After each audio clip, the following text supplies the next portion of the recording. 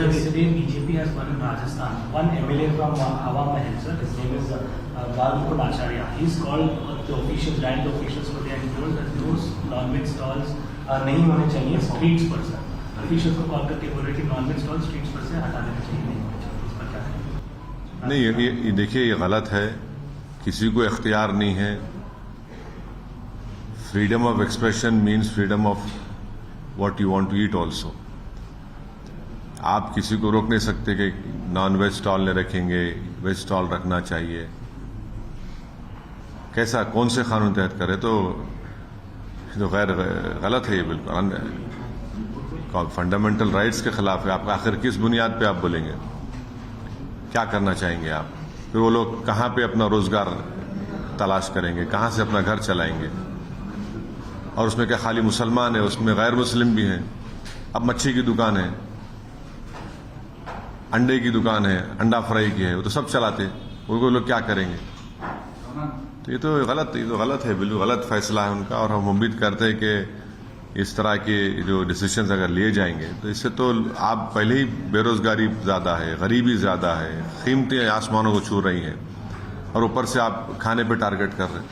लो voting percentage, very narrow margin से victories हो रही हैं, इसको कैसे देखते हैं और इसको कैसे आप कोशिश करेंगे कि इसको हम नहीं, लो पोलिंग परसेंटेज के कई वजूहात हैं.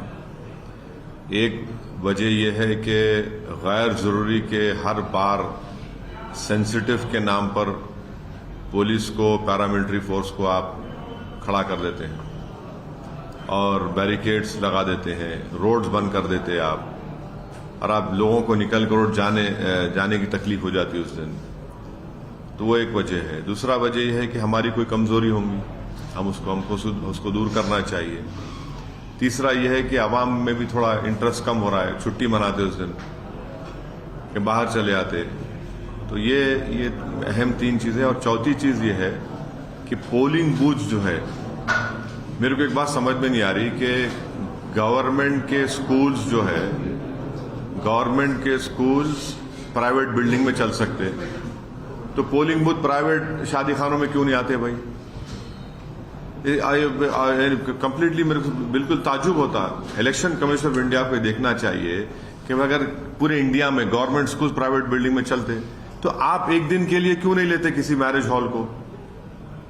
आप यानी एक जगह ले रहे आप और एक जगह पे 1100 वोट है, माने 2 कमरों को आप, इससे कम कमरा है और आप 2 बूथ, तो कहां पोलिंग परसेंटेज बढ़ेगा? आपके पास कई मैरिज हॉल्स है, आप लीजिए ना. ईसीआई को तो पैसा मिलता गवर्नमेंट ऑफ इंडिया से, बजट सैंक्शन होता, तो उनको चाहिए कि भाई जहां पे ऐसे मैरिज हॉल्स हैं या प्राइवेट हॉल्स हैं या बिल्डिंग्स हैं, आप एक दिन के लिए उनको लीजिए, एक दिन के लिए 4 दिन जो भी लीजिए, ताकि कम से कम लोग जाके वोट डाल सकें. और आज भी हम देखें कि कई बुजुर्ग लोग नहीं डाल सके वोट, क्योंकि उनको सहूलत ही नहीं जाने की वहां पे. और फिर आप एक कंडीशन लगाते कि गाड़ी का दूर रोक देना, तो उससे भी वुमेन पोलिंग मुतासर होती. तो हमारे तरफ से जो भी कमजोरी है हम उसका सेल्फ इंट्रोस्पेक्शन कर रहे, और हम लोग मेहनत करेंगे हमारे असेंबली कॉन्स्टिट्यूंसी में जहां पे हमारे को लो पोलिंग परसेंटेज हुआ. जाहिर है हमारे में कोई कमजोरी रही होगी, उसको हम बराबर दूर करेंगे, मुलाकात करेंगे आवाम से.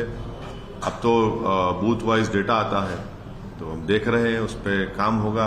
और इंशाल्लाह मुझे यकीन है कि पार्लियामेंट इलेक्शन में पोलिंग परसेंटेज बढ़ेगा.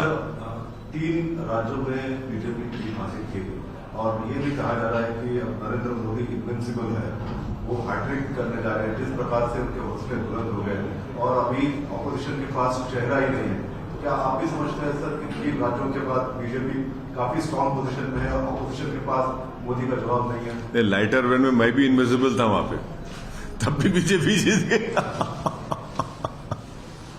मैं तो था ही नहीं वहां पे, तब भी बीजेपी जीत गई. हम लोग राजस्थान में 10 सीट लड़े तो, और 4 सीट मध्य प्रदेश में लड़े, छत्तीसगढ़ में तो हम थे ही नहीं, तब भी बीजेपी जीत गई. अब नहीं मालूम अब किसको ब्लेम करेंगे ये लोग, अब किसको ब्लेम करेंगे नहीं मालूम, सोचना पड़ेगा इन लोगों को.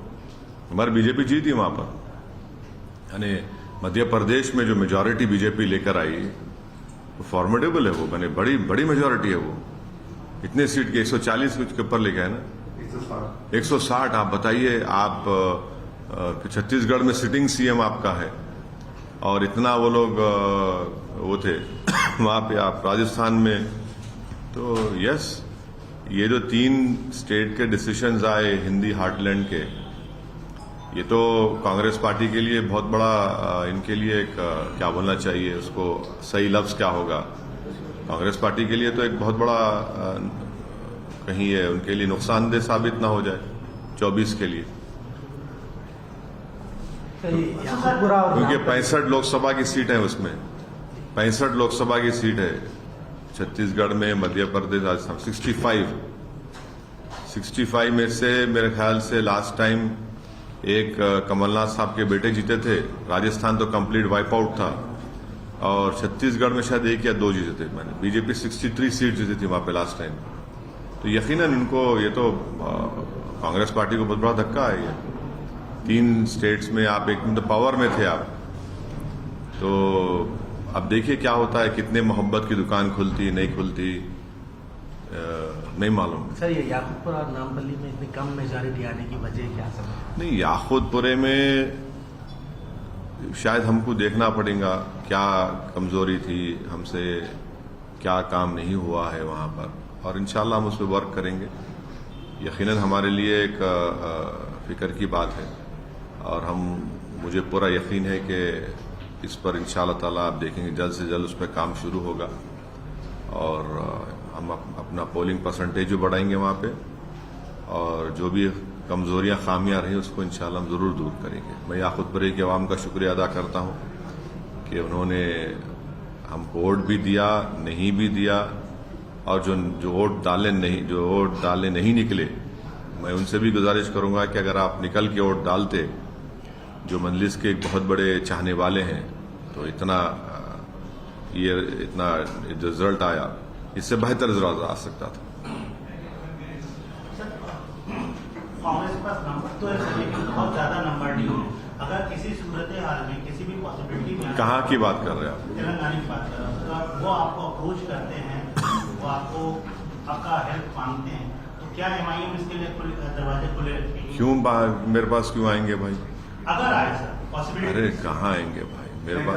बोले थे सूचना आपसे भी एज एन इफेक्टिव अपोजिशन तो एमआईएम पार्टीज के एमएलए अपना रोल निभाएंगे।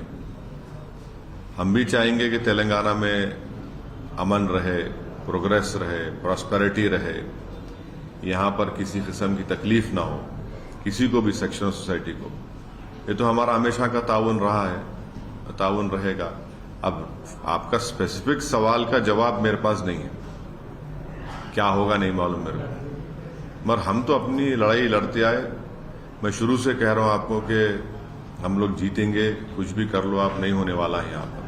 ठीक है, पोलिंग परसेंटेज कम हुआ थोड़ा, आखिर राउंड्स तक गया याकूबपुरे में, मगर हम तो अपनी ताकत अल्हम्दुलिल्लाह अल्लाह करम में रिटेन कर सके उसको।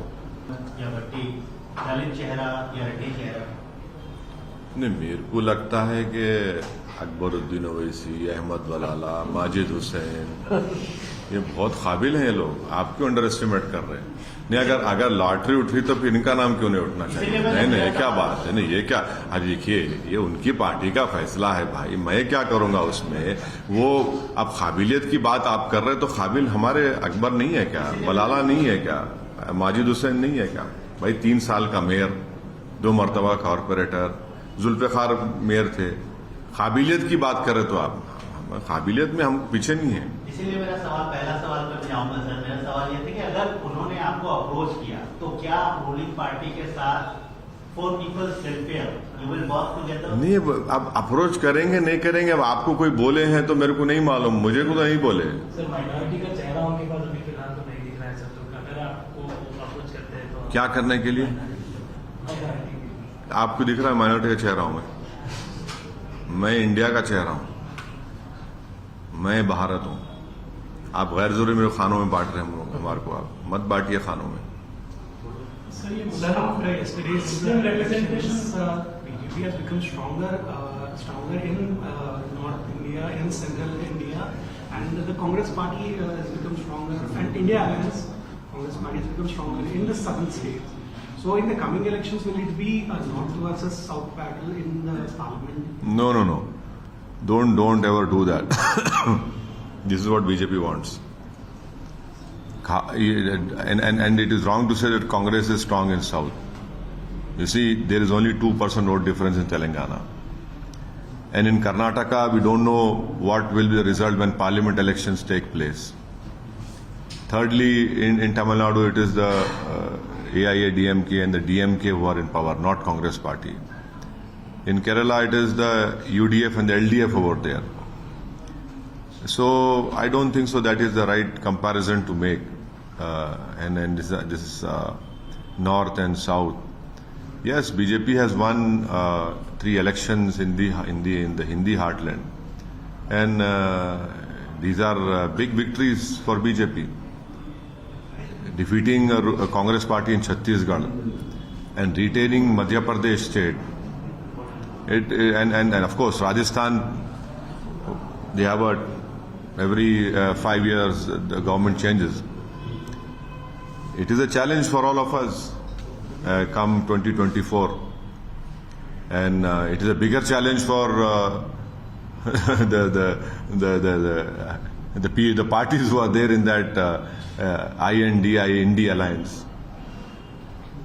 सर ये 4 स्टेट्स में 636 एमएलएस में रूलिंग पार्टी का एक भी मुस्लिम एमएलए नहीं इलेक्ट हुआ. मुस्लिम रिप्रेजेंटेशन रूलिंग पार्टी से मुराद कौन? बीजेपी और कांग्रेस. कोई भी मुस्लिम एमएलए इलेक्ट नहीं हुआ. नहीं, मध्य प्रदेश में आरिफ मसूद हुए ना. 2 इलेक्ट हुए हैं, बहुत अपोजिशन के एमएलए. नहीं, अच्छा, रूलिंग पार्टी वो तो बीजेपी है. बीजेपी टिकट देती भी नहीं ना. बीजेपी तो टिकट, देखिए बीजेपी का क्लियर कट है, वो मुस्लिम माइनॉरिटी को इंडियन पॉलिटिक्स से इनविजिबलाइज कर चुके हैं. अरे एक मिनट ठहरिए भाई, बात मत करिए, एक मिनट ठहरो भाई. तो वो लोग इनविजिबलाइज कर चुके हैं पूरा, वो कोई है ही नहीं. तो बीजेपी का, उनके पास एक मुस्लिम एमपी नहीं है, मुस्लिम मिनिस्टर नहीं है यूनियन गवर्नमेंट में. तो बीजेपी का क्लियर कट आइडिया है. अब दूसरे पार्टीज जो है, अब वो भी तो वैसी फॉलो कर रहे हैं. वही फॉलो कर रहे हैं ना. वो भी तो सॉफ्ट हिंदुत्व बोलिए, हार्ड हिंदुत्व बोलिए. अब कमलनाथ साहब का मध्य प्रदेश स्टेटमेंट था कि राजीव गांधी ने बाबरी मस्जिद के ताले खोले. अब आपके ही घर को लॉक पड़ गया. मध्य प्रदेश में आपके ही घर को लॉक पड़ गया. अब इनको सोचना चाहिए. ये छत्तीसगढ़ में आप बड़े बड़े धर्म संसद कराए, आप कराइए बाप. ये चीजें हैं, ये देखना पड़ेगा. तो ये तो है. विंटर सेशन चल रहा है सर पार्लियामेंट का. प्राइम मिनिस्टर ने आज एड्रेस किया मीडिया को. उन्होंने अपील की ऑपोजिशन से कि वो जो 3 राज्यों का हार का इशारा कांग्रेस की तरफ था, उसका गुस्सा पार्लियामेंट के अंदर न निकाले. हम प्रधानमंत्री से ये और बीजेपी से ही बोलेंगे कि पार्लियामेंट में हम जो बहस करना चाह रहे हैं उसको अलाउ करिए. आप दिल बड़ा करिए. आप सिर्फ अपना गवर्नमेंट का एजेंडा लेके मत चलाइए प्लीज. सिर्फ आप अपना एजेंडा लाके करा लेंगे तो अपोजिशन क्या करेंगे? आप डिबेट भी तो होनी चाहिए. सरकार को हम क्रिटिसाइज करें, वो इश्यूज में ऐसे कई. चाइना पे प्रधानमंत्री क्यों नहीं डिबेट कराते पार्लियामेंट में? क्यों डरते प्रधानमंत्री और उनकी सरकार चाइना से? डिबेट करवाइए ना भाई. 2000 स्क्वायर किलोमीटर में चाइना कब्जा करके बैठा है. हम चाहेंगे डिबेट हो गाजा में. गाजा के ऊपर जो इजराइल जुल्म कर रहा है, 12,000 लोगों को इजराइल खत्म कर चुका है. फलस्तीनों से हमारा पुराना रिश्ता रहा. ये डिबेट होना चाहिए पार्लियामेंट में गाजा के बारे में. चाइना जो जमीन पे कब्जा करके बैठा है. सर, मामू और बीआरएस से क्या गलती हो गई कि उनको ये रिजल्ट जो है सामने आया है? अब देखिए, ये एक पार्टी का अंदरूनी बात है, वो तय करेंगे. मैं कैसा बोलूंगा आपको? आप तो बिल्कुल बहुत साथ में थे. मामू को वोट दो. हाँ, बोले भाई पार्टी में क्या हुआ, मैं कैसा बोलूंगा भाई? मैं प्रसाद साहब का दोस्त हूं, पर प्रसाद साहब के घर में क्या खाना पक रहा मेरे क्या मालूम? नहीं, मेरे क्या मालूम घर में क्या खाना पक रहा, क्या खिचड़ी पक रही, नेटफ्लिक्स पे आप क्या देख रहे, मेरे क्या मालूम? मेरे क्या मालूम भाई? मैं आपका दोस्त हूं ना. मैं दोस्त की दोस्ती निभाऊंगा. नहीं, देखिए, सुनिए, हैदराबाद में एक कहावत है, आप हर बुट्टी में मुंडी नहीं झुका सकते देखने क्या हो रहा, तो मेरा काम नहीं है। मैं आपका दोस्त हूं, आपका दोस्त था, रहूंगा। मैं तो कल केटी रामाराव साहब से बात किया बहुत देर तक, और उनको मैं बोला कि भाई आप हौसले बुलंद रखिए। वो बोले बिल्कुल असद भाई, मैं इसका आवाम का फैसला है। और मैं उनको बोला एक आपके लिए एक बेहतरीन अपॉर्चुनिटी है, आपके लिए, हरीश राव के लिए, कि आप बेहतरीन अपोजिशन रोल अदा करिए और जाइए। अपनी पॉलिटिकल डेस्टिनी अब आपके हाथ में है। और मैं एक्स सीएम से भी कांटेक्ट करने की कोशिश किया, तो मालूम हुआ वो वक्त देंगे तो उनसे भी जाके मिलूंगा मैं। देखिए ऐसा है ना कि ये इलेक्शन होते जाते, मगर इंसानी ताल्लुकात तो अपनी जगह पर रहेंगे। कांग्रेस भी आपके पुराने दोस्त है। अभी ये भी कहा जा रहा है कि अगर वक्त मिला, वक्त आने पर, मौका मिलने पर एमआईएम जो है कांग्रेस के साथ भी कंधे से कंधा मिला सकती है। नहीं, आपसे सुन रहा हूं मैं, मेरे को नहीं मालूम। आपको लगता है सर कि बीजेपी विकल्प साबित होगी टीआरएस की? जिस तरीके से ग्रोथ हुआ है, पिछला परसेंटेज से डबल परसेंटेज से ज्यादा हो पाएगी। कांग्रेस के लिए विकल्प साबित नहीं हो सकती। आप क्यों समझ रहे? आप ये क्यों समझ रहे कि कांग्रेस के लिए विकल्प साबित नहीं हो सकती? रीजनल पार्टीज जो है ना वो रहने वाली हैं। अब नेशनल पार्टी अगर हार रही है बीजेपी के खिलाफ, तो उसका क्या होगा? मध्य प्रदेश में, छत्तीसगढ़, राजस्थान में। तो ये तो सबको सोचना पड़ेगा ना, सिर्फ एक पार्टी को तो नहीं है, हमको भी सोचना पड़ेगा। हम तो बोल रहे थे हमारे चुनाव में, आप मेरे भाषण सुनिए, आशीष फॉलो करे, प्रसाद साहब, आप लोग सब। मैं बोल रहा था निजामाबाद, मैं आपको बोल रहा था मधोल, नहीं निजामाबाद बोल रहा था मैं, मधोल बोल रहा था, निर्मल बोल रहा था मैं, जहीरा नहीं आपको करीमनगर बोल रहा था। ऐसे कई कॉन्स्टिट्यूंसी में पब्लिकली बोल रहा था। और जो लोग मेरी बात को सीरियस नहीं ले रहे थे, आज मुंह नहीं छुपा सक रहे वो लोग। आज मुंह छुपाने के लायक नहीं है वो लोग। जो ये समझ रहे थे असदुद्दीन ओवैसी डराने के लिए बोल रहा है, आज बोलो कुछ। अगर आज बीजेपी 8 सीट जीती तो वो लोग जवाबदेह है जो गलत फैसले लिए थे। इसी से लगा हुआ सवाल है सर, यूनाइटेड आदिलाबाद में, यूनाइटेड निजामाबाद में बीजेपी ने अच्छा परफॉर्म किया है। जिन इलाकों की आपने बात की, इलाके इन जिलों में आते हैं, क्या वजह है बीजेपी का ग्रोथ यहाँ पर इन महाराष्ट्र से लगे हुए बॉर्डरिंग इलाकों में या जिलों में हुआ है सर? नहीं, कामारेड्डी कितना दूर है महाराष्ट्र से भाई? हाँ, मधोल करीब है, नांदेड़ से बहुत करीब है। निर्मल भी आप बोल सकते हैं 120 किलोमीटर है। बोध की सीट है ना, वो भी एक है, करीब है, मगर इससे महाराष्ट्र ताल्लुक नहीं है। बीजेपी को आपको एक्सेप्ट करना पड़ेगा, एक चैलेंज है वो। मगर अफसोस ये है कि जो लोग जिनको सियासत की सीन नहीं आती, वो सियासत के अगर मुफ्ती बने हुए, तो मैं क्या कर सकता हूं उसको? हाँ, नहीं, इशारा नहीं है। नहीं, मैं किसी पे इशारा नहीं कर रहा हूं, उंगली उठा रहा हूं। मगर मैं, देखिए, जहां तक मेरी बात है, मैं अपने हर कम से कम 80-90 मेरे भाषण हुए, मैं बराबर इन चीजों पर निशानदेही कर रहा था। और लोग मेरे को फोन करके बोलते, आप क्या बोल रहे हैं, क्यों बोल रहे हैं आप? अरे मतलब मेरे भाई साहब, मैं छोटा मोटा सियासतदान हूं, मुझे दिख रहा है। अगर आपको नहीं दिख रहा है तो मैं क्या करूं? यानी तेलंगाना में जो ग्रोथ है बीजेपी का, उसके लिए आप कांग्रेस को जिम्मेदार मानते हैं? नहीं, राहुल गांधी को मानते हैं? नहीं, उसके लिए देखिए, उसके लिए जिम्मेदार बहुत से लोग हैं। नहीं, उसके लिए जिम्मेदार तो बीआरएस भी है, उसके लिए जिम्मेदार कांग्रेस भी है, उसके लिए जिम्मेदार वो लोग हैं जो बगैर जमीनी हकीकत को जाने आपने फैसले कर लिए। मैं तो पुकार कर कह रहा था कि देखो, ये चुनाव जो हो रहा है, 5 साल के बाद क्या होगा उसको सामने रखकर फैसला लो। मैं तो बोल रहा था बात ये, और मैं कोशिशें भी किया। मैं तो यही कह रहा था कि ये जो असेंबली का चुनाव जो है, उसके दूर दराज नतीजे खुदा ना खास्ता ना निकले 5 साल के बाद। अब उनको समझना चाहिए। सर, जो कांग्रेस ने मीम चलाया, एक तरफ बीआरएस, एक तरफ कांग्रेस में जो मीम चलाया। अरे भाई, बात मत करो भाई, अरे हटो ना, तौफीक छोड़ दो मुरुगन खैरो। हाँ, कांग्रेस ने जो मीम चलाया जिसमें तनाजुल ये मोदी एक तरफ बीआरएस एक तरफ ओवैसी ये साबित करना चाहते थे कि मोदी जी के हाथ दोनों को कठपुतली है, इसका नुकसान जो धर्मनिरपेक्ष फ्रंट है उसको हुआ। मेरे को ये लगता है कि अगर जो सीट कांग्रेस को आई उनको भी सोचना पड़ेगा। 2% वोट का फर्क है। हाँ, एक चीज का जो मेरे को दिख रहा था कि जो प्रोपेगेंडा कर रहे थे बीजेपी की तरफ से, वो कहीं ना कहीं उसका फायदा बीजेपी को हुआ। मगर कांग्रेस पार्टी तो खैर हमको भी बोले, क्या क्या नहीं बोले हमको।